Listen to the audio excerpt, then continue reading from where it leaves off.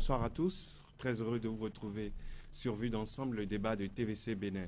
L'épidémie des grossesses en milieu scolaire n'est pas un vieux souvenir, loin s'en faut. Après les 2763 cas enregistrés l'année dernière, les statistiques de cette année sont très alarmantes. 1800 cas dans seulement 9 départements pendant les 9 premiers mois de l'année scolaire. Une situation face à laquelle le ministère en charge de l'enseignement secondaire ne cache pas son agacement. Une note de service annonçait donc les sanctions auxquelles s'exposent les auteurs de ces grossesses.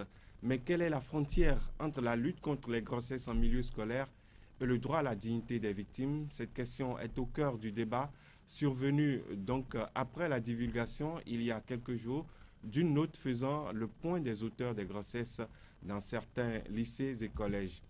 Seul problème, la dite liste datée du 5 juin dernier comporte également les noms des jeunes filles enceintes, pour la plupart des mineurs. Qu'est-ce qui explique l'ampleur du phénomène? Comment peut-on apprécier la gestion qu'en font les autorités et comment sortir de cette impasse? C'est le débat que je vous propose ce soir. Bienvenue sur Vue d'ensemble.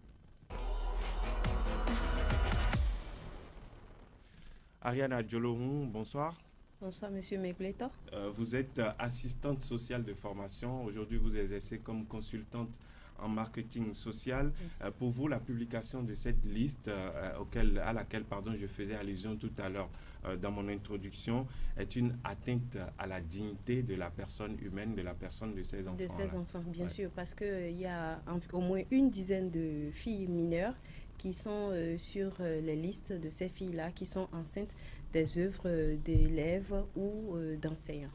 Nous parlerons donc de la gestion qui est faite de ce problème très important au sein de notre société. Pour faire ce débat, vous avez en face de vous Monsieur Emmanuel Amadji. Bonsoir, monsieur. Bonsoir, monsieur le journaliste. Vous êtes membre de l'Union nationale des parents, d'élèves et étudiants du Bénin. Merci d'avoir accepté notre invitation. C'est à moi de vous remercier, monsieur. Et enfin, un enseignant, et je dois préciser que vous-même, vous étiez enseignant. Naturellement, vous êtes toujours en fonction. Non, monsieur le journaliste, je suis déjà à la retraite depuis 2 ans. À la retraite. Nous espérons partager avec vous votre expérience en matière de gestion des grossesses en milieu scolaire. À côté de vous, comme je l'annonçais, un de vos collègues enseignants également, monsieur Alessandre Adjina, bonsoir. Bonsoir, monsieur le journaliste. Vous, en plus d'être enseignant dans le secteur secondaire, vous êtes également syndicaliste. Bien sûr. Alors, on croyait le phénomène des grossesses en milieu scolaire maîtrisé, mais ce n'était manifestement pas le cas. Pour planter le décor, je vous propose de suivre ce sujet réalisé par Chimène Akalogo.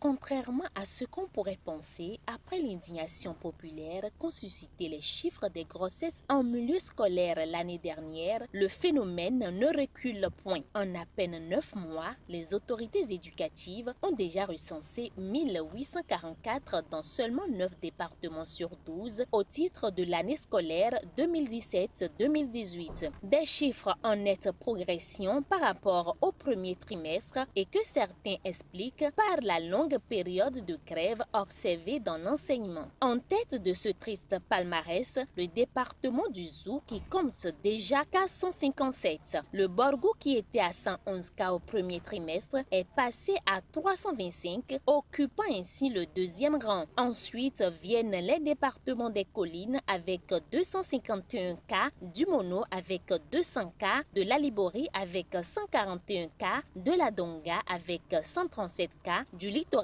avec 136 cas, du plateau avec 114 cas et le Koufo qui ferme la marche avec 23 cas. Voilà donc les statistiques au titre de cette année scolaire 2017-2018 présentées par Chimène Akalogo. Monsieur Amadji, comment est-ce que vous réagissez à ce sujet que nous venons de suivre? Merci, monsieur le journaliste. Je vous remercie de nous avoir invités autour de ce thème aussi pointu et qui ne date même pas d'aujourd'hui. Et là, ça ne m'étonne pas.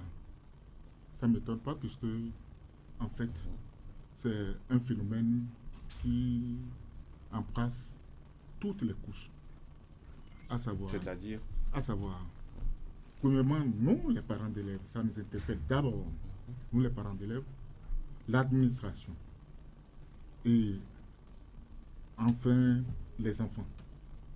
Très bien, nous y reviendrons au cours de cette émission. Mais Monsieur Adjina, comment est-ce que vous autres vous réagissez quand vous vous rendez compte que vos élèves tombent enceintes massivement, vous qui êtes encore en fonction, quel est le sentiment que vous ressentez pour faire cette tautologie quand vous suivez ces chiffres-là?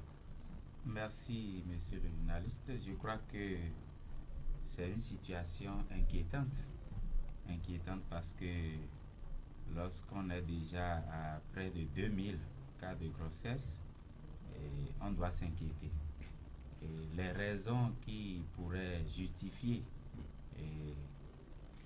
d'abord, pour en arriver aux raisons, nous avons vu les autorités en charge de l'éducation, les autorités en charge de la protection sociale réagir vivement l'année dernière suite à la publication des statistiques. On espérait que cette année cela se passerait mieux. Manifestement, ce n'est pas le cas. Non, mais je crois qu'il ne fallait pas s'arrêter à la réaction seulement, parce que vous disiez tantôt que les autorités avaient réagi, mais il fallait prendre des dispositions. Qu'est-ce qui est fait? Quelles sont les dispositions qui sont prises pour l'éducation par rapport à la santé sexuelle des enfants? Ça, c'est très important. Et je crois que dans certains établissements, dans certains collèges, il y a des centres Amour et Vie qui s'occupent de l'éducation en santé sexuelle des enfants. Ça, ce sont des initiatives qui sont prises par des ONG, des privés. Voilà. Qu'est-ce que vous pouvez nous dire des dispositions pratiques qui ont été prises par le ministère en charge de l'enseignement secondaire à la suite du scandale que ces chiffres-là avaient suscité l'année dernière? Qu'est-ce que vous pouvez nous dire concrètement sur le terrain? Quelles sont les consignes que vous aviez reçues et comment est-ce que ça a été mis en œuvre? Je ne saurais répondre des dispositions prises par le ministère des enseignements secondaires techniques et de la formation professionnelle, parce que malheureusement, nous avons constaté que notre ministère de tutelle n'a pas envoyé de représentants. Ce que je pourrais dire, c'est que nous, en tant qu'enseignants, nous avons connaissance de l'arrêté qui sanctionne les auteurs de violences sexuelles sur les filles. Il s'agit de l'arrêté 2016-154 du 31 mars 2016 portant sanctions à infliger aux auteurs de violences sexuelles dans les établissements publics et privés d'enseignement secondaire. Le constat est que cette note de service manifestement n'a pas servi à grand-chose. Non, en réalité, il ne s'agit pas d'une note de service. Le ministre s'est inspiré de cet arrêté signé par le ministre, l'ancien ministre Alassane Soumano, pour prendre sa note de service.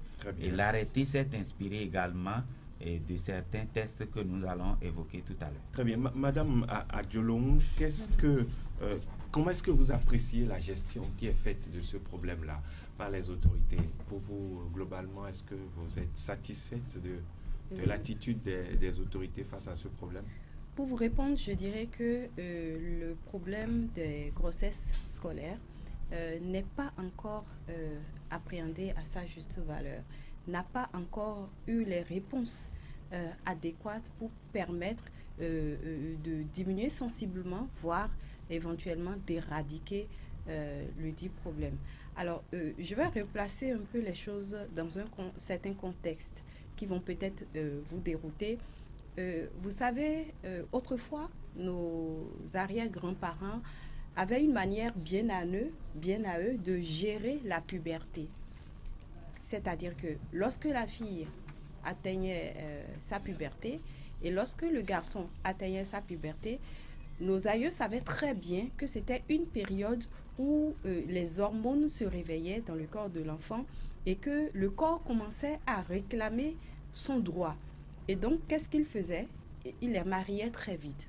C'est ce qui expliquait qu'autrefois, déjà à 15 ans, on était père de famille, on était mère de famille, et à 25 ans, on était pratiquement grand-mère. C'est ce qui expliquait cela. Mais les choses ont changé. Aujourd'hui, à cet âge-là de la puberté, où nos grands-parents, nos arrière-grands-parents avaient l'habitude de marier leurs enfants, à cet âge-là, disais-je, nos enfants aujourd'hui se retrouvent à l'école. Ils se retrouvent... fort heureusement. Fort heureusement, je n'en disconviens pas, bien sûr.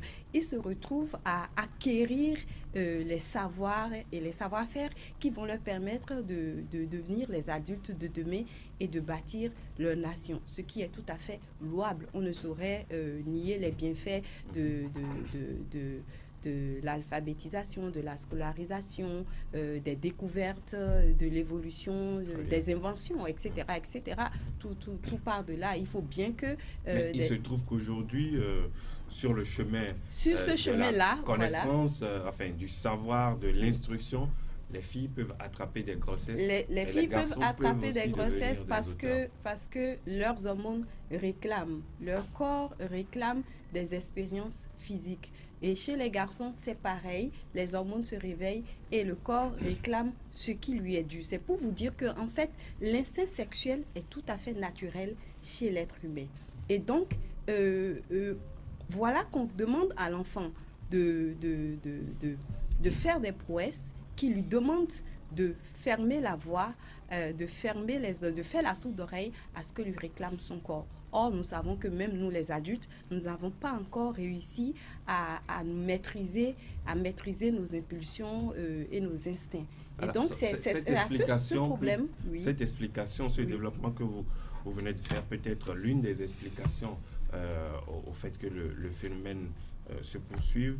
Ce qui m'intéresse pour l'instant, c'est de savoir si les réponses proposées par les autorités sont justes, sont pertinentes. Et là, je m'adresse à vous, M. Hamadi. Est-ce que les dispositions qui ont été prises par les autorités béninoises vous semblent pertinentes face à l'importance, à l'ampleur du phénomène? Votre collègue de votre droite évoquait par exemple des notes de service, des arrêtés qui seraient eux-mêmes inspirés de certaines dispositions légales. Manifestement, les résultats ne suivent pas. Pour vous, est-ce qu'il faut changer quelque chose? Oui, tout à fait. Je crois que avec la note de service est allée à l'extrême. Certes, les auteurs veulent certainement mettre fin à ce phénomène. Mais est-ce qu'on peut mettre fin à ce phénomène jusqu'à aller à l'extrême de la punition? Alors, qu'est-ce que vous appelez extrême? Extrême, il y a des parties là, par exemple, il y a dans les articles qui stipulent clairement qu'il faut révoquer. Non, nous ne voulons pas, là, en tant que parents d'élèves, nous ne voulons pas la mort du pécheur. Mais que celui-ci se repentisse. Voyez-vous, à un moment donné... C'est-à-dire, il peut enceinter une fille et se repentir. Non. Là, j'ai dit que c'est... Au départ, à l'entame, j'ai dit que c'est un phénomène qui ne date pas d'aujourd'hui. Et... Madame Ariane est allée plus loin. Maintenant, pour dire que par rapport à l'âge physique et mental de l'enfant, que c'est son corps qui réclame selon ses hormones, naturellement. Toutefois, une fois ce phénomène à l'école doit être puni, notamment par les enseignants. Les enseignants qui commettent ces fautes-là doivent être punis. De quelle façon? Puisque vous estimez que il faut ce que propose le gouvernement est extrême. Il faut faire des analyses pointues. C'est des Béninois, c'est des Béninoises qui sont mis dans cet état. Voyez-vous, je vais parler de ces enfants. Encore que si un adulte, c'est déjà un adulte, l'enseignant est déjà un adulte qui commet cet acte-là, cet impair-là sur une fille mineure, c'est purement puni par la loi. Ça encore, vous m'excusez, c'est de la pédophilie même. Encore avec son comportement, tout ça là, sa position vis-à-vis de l'enfant, les tâches qui lui sont révolues. En réalité, on ne doit pas. À l'extrême même, je peux dire que il faut encore fouiller plus. Amener celui-là, par exemple, à la psychiatrie, et il faut être malade pour commettre cet acte-là sur son enfant. C'est son enfant. On en constate à l'école primaire comme à l'école secondaire, à l'enseignement secondaire. Là, c'est suffisamment grave. Toutefois, nous allons réfléchir pour voir. Parce que l'État, l'administration n'a pas créé des conditions pour accueillir, par exemple, ces enfants. Les enfants, une fois tombés dans cet état, sont laissés. L'autre sera puni. Il va perdre justement son job. Il ne saura plus quoi faire. Et dans ces conditions-là, l'enfant qui est mis dans cet état-là, on doit faire le suivi justement de la grossesse, encore moins de l'enfant qui sera né, qui est un Béninois.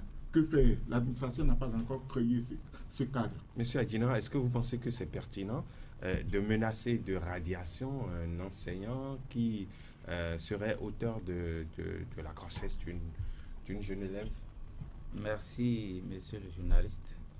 Et je crois que avant d'en arriver là, je voudrais dire que lorsqu'on constate que nos apprenants tombent enceintes à tout bout de champ, on doit faire constater qu'il y a un problème d'éducation qui se pose. Parce que l'éducation, ça part d'abord de la famille. Et nous sommes à une période où, avec les technologies de l'information et de la communication, même si on refuse de parler de la sexualité avec son enfant à la maison, je crois que dans la rue ou bien à l'école, l'enfant va découvrir tout ça. Monsieur Adjina, je comprends très bien votre démarche. Ce qui m'intéresse, c'est que vous veuillez bien vous prononcer sur le fait que les auteurs de ces grossesses-là, en tout cas dans leur rang des auteurs de ces grossesses, l'on retrouve des enseignants. Déjà, vous, en tant qu'enseignant, qu'est-ce que ça vous inspire? Est-ce que vous trouvez que c'est normal et que cette menace de radiation est peut-être exagérée ou juste? Merci, il va falloir faire la part des choses. Et un enseignant, puisque nous parlons du système éducatif, est d'abord un éducateur. Et en tant que tel, il doit pouvoir représenter un modèle pour les apprenants de tous sexes confondus. Est-ce que vous voyez? Donc, lorsqu'on arrive à constater que l'enseignant qui est censé éduquer la fille devient auteur d'une grossesse portée par cette fille-là, cela pose un problème. Ça veut dire que l'enseignant n'a pas pu se maîtriser. Mais à ce niveau aussi, il va falloir faire la part des choses. Si un enseignant est auteur d'une grossesse portée par une mineure, c'est suffisamment grave. Mais il y a des cas où les enseignants s'engagent. Moi, je connais des enseignants, des aînés à nous, des gens de notre génération, qui ont mené les démarches qu'il faut et qui ont épousé, pas forcément des élèves qu'ils ont gardés. Sont obligés de quitter l'école et de devenir des épouses plutôt que des... Non, pas quitter l'école. Il y en a qui... Plutôt que des diplômés. Qui prennent de la patience même, qui accompagnent ces élèves-là jusqu'à la fin de leurs études. Donc, ce que je dis là, c'est des gens qui veulent faire du sérieux et qui peut-être étaient des célibataires et ont décidé de se marier et ne peuvent pas avoir la patience de voir la fille terminer ses études. Mais là si vous me permettez, permettez que je finisse. Oui, là où c'est grave, c'est que quand l'intéressé est déjà marié, par exemple, et il est enceinte une apprenante, c'est là où c'est suffisamment grave. Parce que là, on constate qu'il ne veut pas faire du sérieux, il a voulu seulement assouvir ses désirs sexuels. Excusez-moi, monsieur, mais je suis obligée de vous dire que l'école n'est malheureusement pas un site de rencontre pour des célibataires qui viennent se voir là pour le bonheur et qui se marient. Je suis désolée, on va à l'école, c'est pour avoir des diplômes. On est enseignant, c'est pour apprendre à une personne à obtenir des diplômes et pas d'en faire son épouse. Moi, je dis et je soutiens que l'enseignant qui engrosse, qui a même des relations sexuelle avec elle, même s'il n'y a pas grossesse, qui a des relations sexuelles avec son apprenante, eh bien, il trahit tout simplement la mission pour laquelle il est positionné. On ne l'a pas envoyé entretenir des relations sentimentales, mais on l'a envoyé à éduquer la personne pour qu'elle puisse obtenir des diplômes. C'est clair et c'est net. Il n'y a pas de demi-mesure. Qu'il soit sérieux, qu'il soit voyou, qu'il soit célibataire, qu'il soit polygame, je crois que c'est la même chose. Il n'y aura pas de possibilité de 2 poids, 2 mesures dans ces cas-là. Il n'en reste pas moins, Madame Adjolo. Non, je crois que je dois réagir par rapport... Allez-y, en quelques secondes. Non, je dois parce réagir qu'on en revient à la problématique du violeur et de la violée. Vous n'avez pas compris ce que j'ai dit. Alors, Et vous n'allez pas me dire, non, vous n'allez pas me dire que ce que j'ai dit là, c'est extraordinaire et que ça ne s'est jamais passé. Je ne parle pas. La question qui se pose, non. Ce n'est pas on n'en fera pas la promotion. Ce n'est pas tant la normalité du problème que son caractère illégal et immoral, puisque c'est le problème qui se pose. Est-ce qu'un enseignant, quelle que soit sa situation, a le droit d'enseigner une de ses élèves? C'est la question qui se pose. Non, mais je vais laisser la parole à monsieur Amadji pour nous donner sa réflexion sur la question. Oui, merci monsieur le journaliste. J'avoue que moi, en tant que parent d'élève, je n'ai pas envoyé mon enfant à l'école pour se marier. Voilà. J'ai envoyé mon enfant à l'école pour étudier. Et là, je suis sûr que je l'ai placé dans les conditions normales. Et j'ai pleinement confiance à l'enseignant à qui mon enfant est remis, à l'administration à qui mon enfant est remis. Et par rapport à ça, je dis que c'est une trahison. Et je peux le poursuivre. Toutefois, je peux regarder un peu. C'est pourquoi j'attaque un peu les tests pour dire qu'aller à l'autre extrême. Il y a des situations atténuantes. On va regarder un peu la situation. Parce que ce n'est pas seulement à Cotonou, ni à Porto-Novo, enfin, dans les grandes villes, aller dans les villages pour constater. C'est pourquoi, à l'entame, je nous ai condamnés. En tant que parents d'élèves, en tant que famille, quelle est notre responsabilité vis-à-vis de l'éducation de nos enfants? Voyez-vous, il arrive des fois, l'enfant est enceinté par son professeur. Vous allez voir le parent d'élèves, les ONG et autres là vont voir les parents d'élèves, histoire de les amener devant la juridiction nationale et compétente.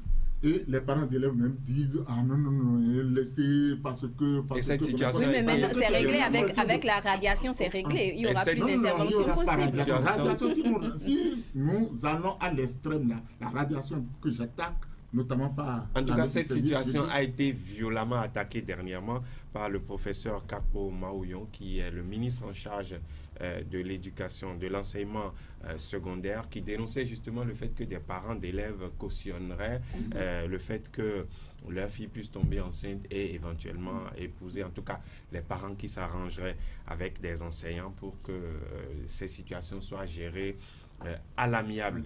Il n'en demeure pas moins que selon la liste publiée le 5 juin dernier, les enseignants représentent la proportion la plus faible des auteurs de grossesse chez les filles, dont les noms également ont été publiés. Déjà, Madame Ariane Adjelong, comment est-ce que vous réagissez à la publication de cette liste-là? Je sais que vous avez publié une lettre ouverte adressée à ces deux ministres-là. Oui, adressée à ces deux ministres. Pour dénoncer justement le fait que les noms des enfants puissent se retrouver sur cette liste-là. Alors, c'est avec un sentiment de triple indignation que moi j'ai eu connaissance de cette liste-là, justement par l'intermédiaire de réseaux sociaux, ou dans 2 forats différents et à un intervalle d'1 heure de temps environ, la liste a été diffusée. Eh bien, je me suis dit, tout d'abord, en tant que citoyenne béninoise, je me suis dit, ben, voilà des gens qui offrent le bâton pour qu'à l'international, on puisse copieusement nous rouer. Déjà que notre pays est décrié par rapport à des droits qui bafouent, à des situations qui bafouent les droits de l'enfant. Ensuite, en tant que travailleur social, je me suis trouvée face à une violation flagrante de la loi portant Code de l'enfant au Bénin, une violation de la dignité de ces filles-là et une violation de différents articles qui sont basés justement sur cette dignité-là, sur le fait que lorsque une fille, avant de finir sa scolarisation, tombe enceinte, la première personne qui n'est pas responsable, c'est elle. Parce que, normalement, la loi demande à ce qu'un enfant qui n'a pas encore eu 18 ans révolu soit protégé des grossesses. Et donc, lorsqu'un enfant tombe enceinte, on comprend que c'est la famille qui a échoué, c'est l'État qui a échoué, ce sont les enseignants, c'est l'école qui a échoué. Et même quand cela arrive, cet enfant devient un enfant en situation difficile. Donc, toutes les filles dont les noms sont sur ces listes-là et qui n'ont pas encore 18 ans révolus sont en fait des enfants en situation difficile. Elles ne sont plus des enfants comme les autres. Et par conséquent, elles ont droit à la dignité, à la réhabilitation. Parce que, vous savez, pour beaucoup de ces filles-là, ce n'est pas parce qu'elles sont bêtes. Il y en a même qui sont très brillantes à l'école, qui ont de l'intelligence, qui ont, comme qui dirait, un avenir, qui ont quelque chose à apporter à cette nation. Mais alors, si on empêche ces enfants-là, lorsqu'elles tombent, on les empêche de se relever, à qui faisons-nous du mal finalement? Nous faisons du mal au Bénin. Et troisièmement, en tant que mère, d'enfants des deux sexes et d'adolescents, je me suis sentie totalement révoltée et c'est ce qui m'a amenée à prendre ma plume et à adresser cette lettre ouverte-là où j'ai réclamé des sanctions contre la personne qui a rendu publique cette liste-là, la dite liste qui, à mon avis, doit être extraite d'un système de surveillance qui est mis en place par le ministère pour pouvoir surveiller les statistiques, Madame Adjolong, oui. vous avez exprimé votre indignation Bien face sûr. à la divulgation de l'identité de ces filles-là. On s'attendait à ce que vous ayez la même réaction face à la divulgation des noms des auteurs mineurs de grossesse.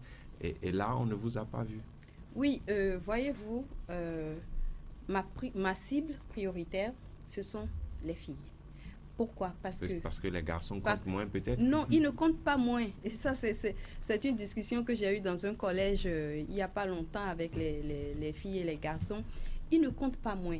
Mais comme j'ai eu à le leur expliquer, dans les mêmes situations, encourant les mêmes dangers, les filles ont moins de possibilités de s'en sortir, ont plus de prédateurs, comment je veux dire, naturels ou anormaux. Elles ont plus de prédateurs que les garçons. Dans une situation où un garçon va s'en sortir avec quelques égratignures, vous allez voir la fille s'en sortir avec un viol qui va handicaper sa vie sexuelle, etc., ainsi de suite. Et c'est pour cela que les filles sont ma cible prioritaire. Voilà. Merci beaucoup, Madame Adjolong. Monsieur Amadi de l'UNAPEP. Décidément. Je vous donnerai la parole. Vous avez eu votre temps de parole. Vous avez eu largement les autres, le temps de parler. Je reviendrai à vous. Ne vous inquiétez pas. Ne vous inquiétez pas, monsieur Adjina. Je reviendrai à vous. Mais selon vous, qu'est-ce qui n'a pas marché? Puisque le phénomène, vous l'avez dit, ce n'est pas un phénomène nouveau. Vous êtes tous d'accord que ce n'est pas normal qu'une fille qui a été envoyée à l'école y retrouve de la grossesse. Pour vous, qu'est-ce qui ne marche pas? Qu'est-ce qui fait que ce problème perdure malgré tout? Merci, monsieur le journaliste. Il faut dire d'abord, je vais revenir un peu d'abord sur la liste qui a été publiée. Ouais. Je dis, du coup, que ce n'est pas l'administration qui a publié la liste. Parce qu'une administration normale ne peut pas, doit pouvoir analyser les retombées d'une note de service ou bien d'un acte posé et sera à même. Autrement dit, l'administration n'est pas responsable. Non, l'administration, elle est responsable. Elle est responsable, bien que n'étant pas coupable. Elle n'est pas coupable. Mais elle est responsable. Voilà, je suppose qu'elle est responsable parce que comment on s'est arrangé pour que la liste soit sortie à un moment donné. Je suppose encore que c'est un individu quelconque qui a croisé la liste pour faire à balancer sur les réseaux sociaux. Parce que l'enfant qui a vu son nom sur la liste d'abord est déjà frustré. Et comme l'a dit Mme Adjina et Mme Adjolong, disons que... Pardon.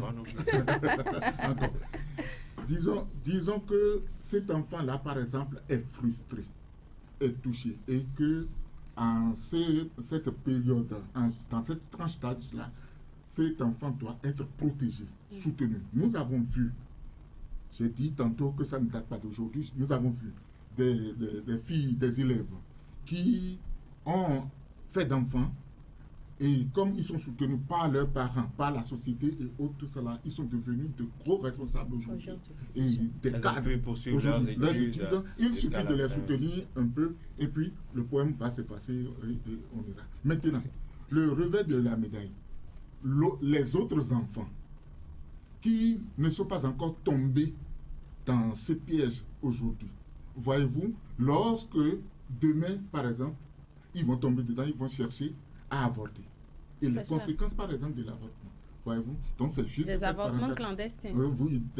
Donc il y a pas mal de phénomènes qui viendront en cascade à la suite de cela, et que l'administration devrait réfléchir. Et on doit tout chercher. Alors revenons à la question que je vous posais tout à l'heure. Oui. Qu'est-ce qui n'a pas marché? Où se situe la responsabilité de tout le tissu social pour qu'on en soit plusieurs décennies après notre accession à l'indépendance à déplorer une épidémie de grossesse en milieu scolaire? Ce qui n'a pas marché, justement. Je reviendrai à vous. D'accord. Ce qui n'a pas marché réellement, c'est, disons un peu que l'administration n'a pas pris le problème à bras le corps. Et comment créer, par exemple, des cadres de structure pour récupérer, par exemple, ces enfants, les orienter et sensibiliser encore les enseignants. Bon, la démarche... Là, vous êtes déjà en train de formuler des propositions de solutions. Monsieur, j'y reviendrai, rassurez-vous, monsieur Adjina, vous vouliez réagir au développement que faisait Mme Adjolong tout à l'heure sur la responsabilité des enseignants quand il s'agit de mettre enceinte une jeune élève. Vous avez peut-être des éléments d'appréciation qui nous échappent autour de ce plateau? Merci beaucoup. Je suis d'accord que l'on n'a pas envoyé une fille à l'école pour qu'elle aille se marier. Mais j'ai été clair dans ma démonstration. Je dis, les cas dont je parle, ce ne sont pas des enseignants qui interviennent dans les classes où se trouvent ces filles-là. Ce ne sont pas des enseignants qui interrompent l'étude de ces filles-là et les prennent en mariage. Mais je dis, il arrive, et nous avons plusieurs cas, aussi bien au niveau de l'enseignement secondaire qu'au niveau de l'enseignement supérieur, la plupart des épouses des professeurs du secondaire, des professeurs d'université, ont été leurs élèves ou leurs étudiantes. Mais à ce niveau-là... Monsieur Adjina, dans votre posture, on a l'impression que vous êtes plutôt permissif par rapport à ce problème. Non, ce n'est pas ça. Quand vous y trouvez des circonstances atténuantes... Non, il ne s'agit pas... Non, il ne s'agit pas... il ne s'agit pas d'une circonstance atténuante. Je dis, l'enseignant peut être ici et peut-être avoir sa fiancée qui est peut-être une apprenante au nord, et celui-là l'a suivi jusqu'à la fin de ses études. Je dis, des cas existent. Et là, c'est quand, au cours du cursus, oui, les démarches ont été menées. Mais c'est aux parents de s'occuper de leurs enfants. Oui, pas à mais un là, homme. non, mais là, quand il n'y a pas une plainte de la part du parent, on ne peut pas, parce que j'ai eu des informations où, par exemple, il y a une fille qui est au collège, dans un établissement public, et a comme fiancé un directeur d'école primaire. Je ne veux pas évoquer les noms des établissements ici, mais on dit que, puisque cette fille-là a des liens avec ce directeur, on doit pouvoir faire le point et sanctionner. Non, mais il faut se poser la question de savoir si les parents se sont plaints. Si les parents ne se plaignent pas... La volonté de la fille ne compte pas.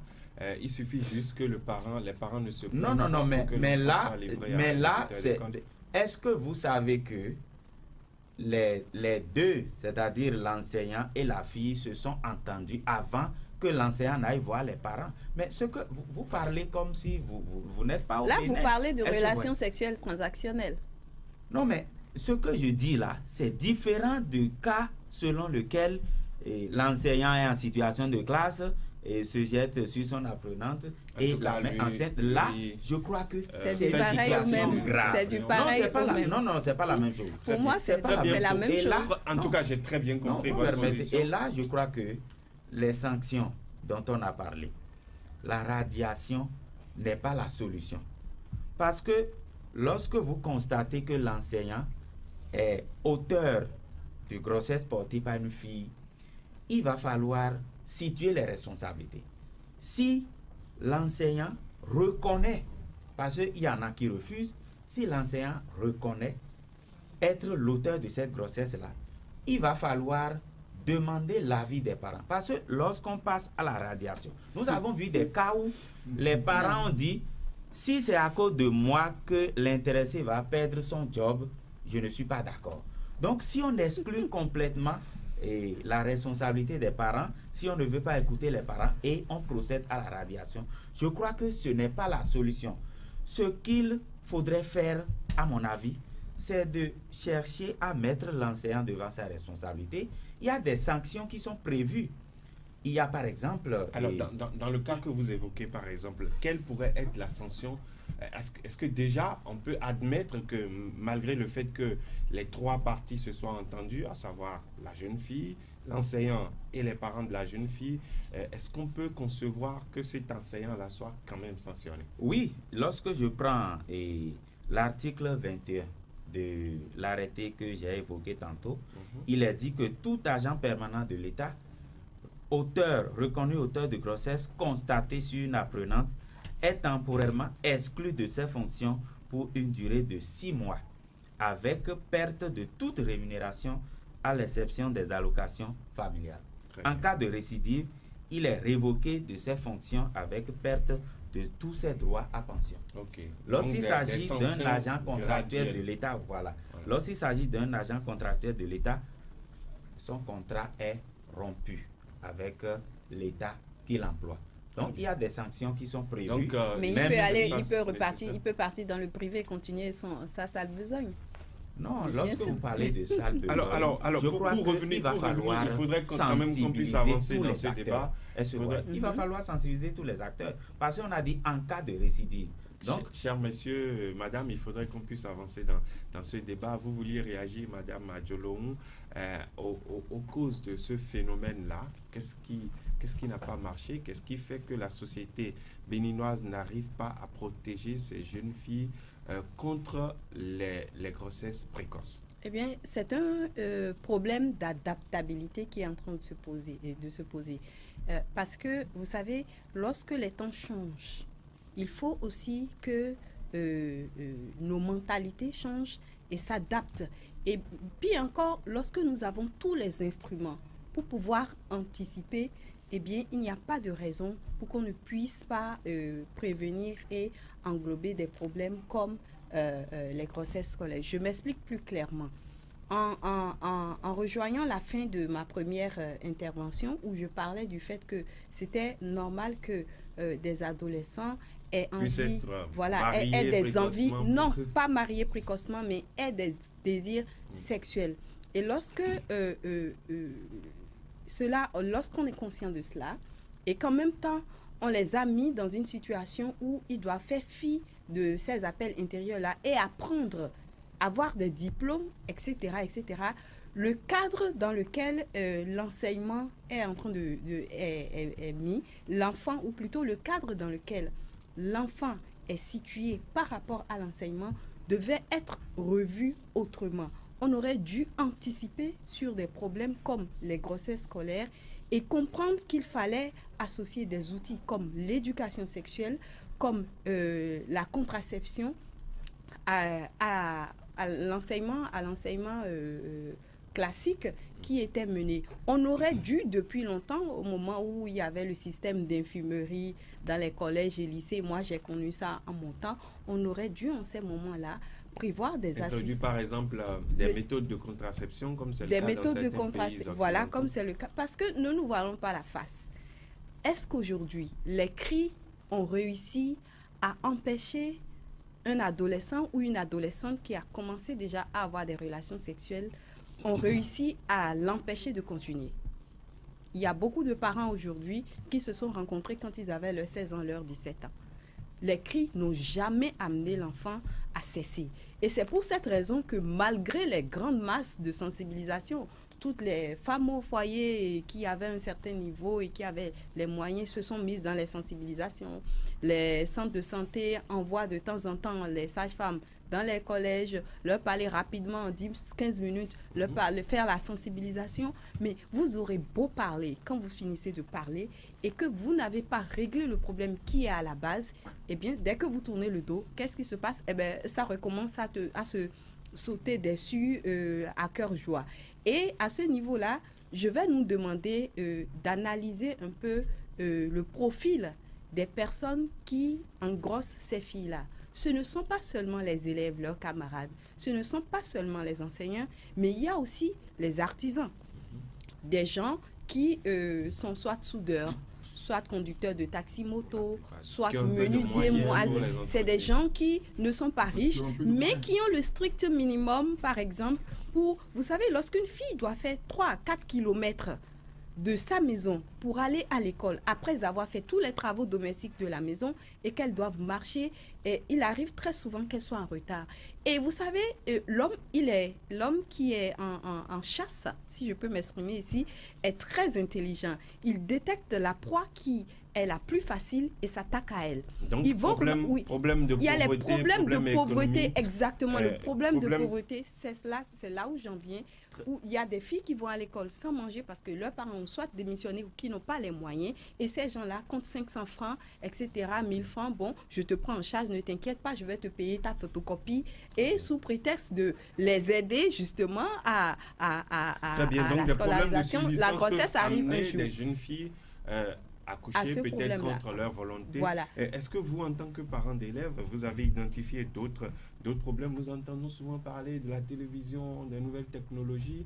Est-ce que c'est pas trop simple, c'est pas trop facile d'accuser les nouvelles technologies et la télévision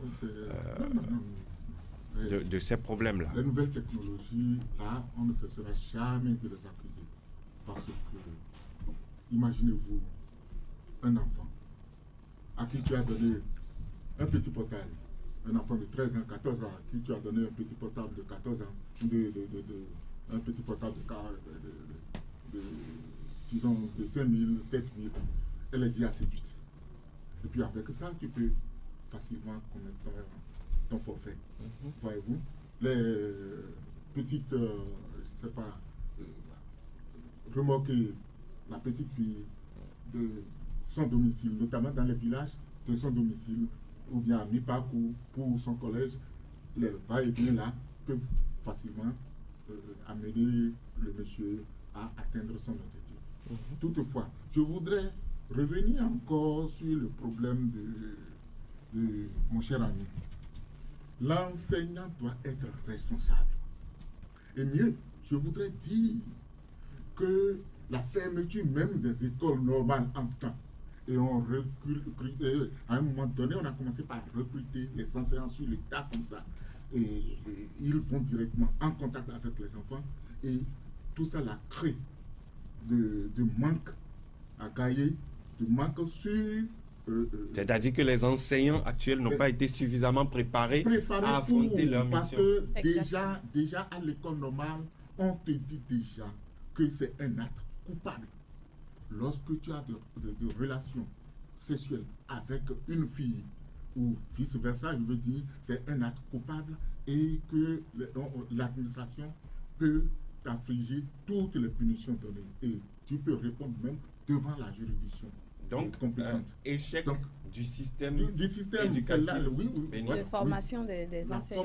La formation des enseignants. Voyez-vous, je serai à vous tout à l'heure. Allez-y, je vous en prie. Donc, c'est pourquoi je dis que l'enseignant doit être responsable, que l'enfant soit dans tel ou tel collège, dans telle ou telle école, et que l'enseignant, dans l'autre école, lorsqu'il voit qu'il y a l'étiquette d'élève sur l'enfant, même si c'est un envie à l'extrême, il doit pouvoir être responsable et se reprocher quelque chose pour dire, et attention, et ça fait l'enfant de procureur. C'est ce que nous on disait en ce moment, c'est l'enfant de procureur. Et tu essaies de fermer les yeux là-dessus. Maintenant, vous avez posé la question de savoir s'il y a encore d'autres causes de ce problème-là. Bon, il faut dire en général que nous, en tant que parents, nous avons démissionné. Nous avons démissionné face à l'éducation de nos enfants. Et je vais dire que c'est lorsque, excusez-moi beaucoup le terme, la femme surtout a eu l'opportunité d'être mise sur le marché d'emploi. Les enfants sont laissés à eux-mêmes. Il n'y a plus de suivi en tant que tel. Parce que si en temps, c'est la maman.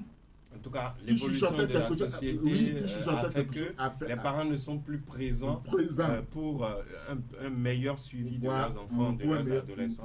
C'est très bien, on a très bien compris votre position. Monsieur Alexandre Adjina, est-ce que vous, en tant qu'enseignant, vous avez identifié quelques causes à ce problème-là que nous déplorons tous ici? Bon, merci. Je crois que mon aîné, mon doyen a parlé tout à l'heure de la formation. Et aujourd'hui, on constate de plus en plus que les enseignants se font former à leurs propres frais. Nous avons beaucoup d'enseignants qui ont des diplômes professionnels et qui ne sont pas recrutés par l'État. Et lorsqu'on jette, le tort sur les jeunes enseignants qui n'auraient pas reçu la formation qu'il faut, je dis c'est pas vrai, parce que moi-même j'ai été élève et j'ai connu des enseignants qui étaient capricieux, qui faisaient pire que ce que les jeunes font maintenant. Il y avait même des évaluations ciblées. Ils auraient mérité la radiation. Non, mais il y avait des évaluations ciblées. Si le professeur désire une fille, là, vous êtes dans son groupe, on vous cible, on vous fait une évaluation. Pourtant, ils ont pris directement, la plupart d'entre eux ont pris directement par l'école normale. Donc, cette histoire-là, c'est pas là le problème. Il n'a pas fait l'école normale. Le problème n'est pas là. Je voudrais revenir maintenant sur les autres causes. Le doyen l'a dit, la formation, et l'éducation plutôt, à la base. Les parents ont démissionné. Et je disais tantôt, parler de la sexualité avec son enfant doit être le lot quotidien des parents. Alors, quand on parle de démission, c'est un acte volontaire. Non, est-ce que vous pensez que les parents eux-mêmes sont préparés pour parler de sexualité avec leurs enfants? Non, ils ne le sont pas. Ils ne le sont pas. C'est vrai, les parents ne sont pas préparés parce que, bon, si on s'en tient à nos réalités, le sexe est considéré comme un sujet tabou. Mais nous ne sommes plus à cette étape maintenant, puisque avec les technologies de l'information et de la communication, une fois que vous avez envoyé votre enfant à l'école, mais il y a tous les risques. Si vous ne lui parlez pas de la sexualité à la maison, il va découvrir ça à l'école, il va découvrir ça dans la rue. Donc, le mieux, c'est de faire de l'éducation sexuelle une autre manche de l'éducation des enfants, aussi bien à la maison qu'à l'école. C'est pour cela que moi, j'encourage cette initiative qui consiste à introduire désormais dans les programmes d'enseignement l'éducation sexuelle. Et au-delà de ça, puisque madame a dit tout à l'heure, mais est-ce que les cris, les sensibilisations ont fait que les jeunes filles, adolescents et les jeunes garçons qui ont déjà goûté au sexe ont cessé? Non, ils n'ont pas cessé. Et dans ces conditions-là, il va falloir les éduquer par rapport aux méthodes de contraception. Et c'est là que je voudrais encourager et inviter les ONG à implanter davantage les centres amour et vie dans les établissements, parce que ça existe dans quelques établissements. Mais ça ne suffit pas encore. Oui, mais il n'y a pas que ces centres-là. Il y a les centres normaux de santé sexuelle qui peuvent être disponibles. Et les centres de promotion sociale aussi. Centres de promotion sociale aussi. Voilà. Donc. Ok. Donc, je m'en vais finir pour dire c'est très important d'insister sur ces mesures-là afin que l'on puisse réduire ce phénomène de grossesse en milieu scolaire. Et comme vous l'avez dit, ce ne sont pas les enseignants qui battent le record en tant qu'auteurs de grossesse sur les élèves filles. Lorsque vous prenez j'ai été personnellement très surpris de constater qu'il y a beaucoup d'élèves garçons parmi les auteurs de cette grossesse. Oui. Est-ce que ce ne sont pas aussi un peu des victimes de ce système? Ils sont victimes du système. Ils sont victimes de la société, ils sont victimes de l'État. Donc, État, société, ce sont les deux principaux coupables par rapport à ce dénuement-là de la famille. Parce que comme le disait monsieur tout à l'heure, est-ce que ces parents sont préparés? Très rapidement, il nous reste très peu de temps. Oui, les parents ne sont pas préparés aujourd'hui pour parler d'éducation sexuelle. Je crois qu'il devrait y avoir aussi des modules en direction des parents pour leur apprendre comment parler de sexualité à leur enfant dès qu'il a 5 ans, en adaptant évidemment le message. Et quand votre enfant grandit, ce que vous allez dire à un enfant de 5 ans, c'est pas ça que vous allez dire à un enfant de 12 ans. Et ce que vous allez dire à un enfant de 12 ans, c'est pas ce que vous allez dire à un enfant de 15 ans. Il faut adapter le message à l'âge de l'enfant. On a très bien compris. Et accompagner aussi des valeurs, parce que, excusez-moi. Pour conclure cette émission, on a très peu de temps. Je sais que vous avez encore beaucoup de choses à partager avec nos téléspectateurs.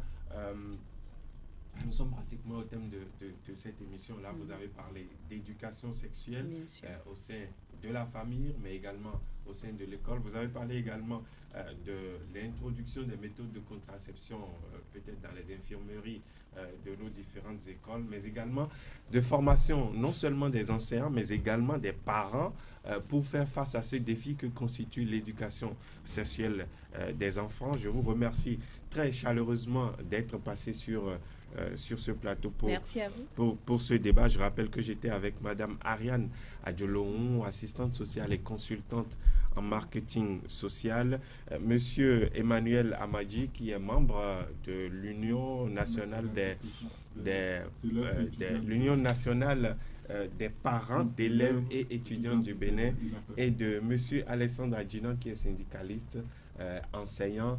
Je vais peut-être vous poser une dernière question, Monsieur Adjinan, une question un peu, j'en conviens, un peu vicieuse. Est-ce que vous avez déjà eu une relation avec une de vos élèves? Je réponds non, c'est vrai, on dit souvent les jeunes qui ont moins de 40 ans, ce sont eux. Moi j'ai moins de 40 ans, mais vous êtes tout à fait, vous montrez patte blanche concernant la question. Merci, chers messieurs, madame, d'être passés sur ce plateau. Merci de nous avoir reçus chez vous, chers téléspectateurs. Vous le savez, la rediffusion est prévue spécialement pour le mardi prochain à 16h. Coupe du Monde oblige. Merci de votre fidélité. D'ici là, portez-vous très bien. Au revoir.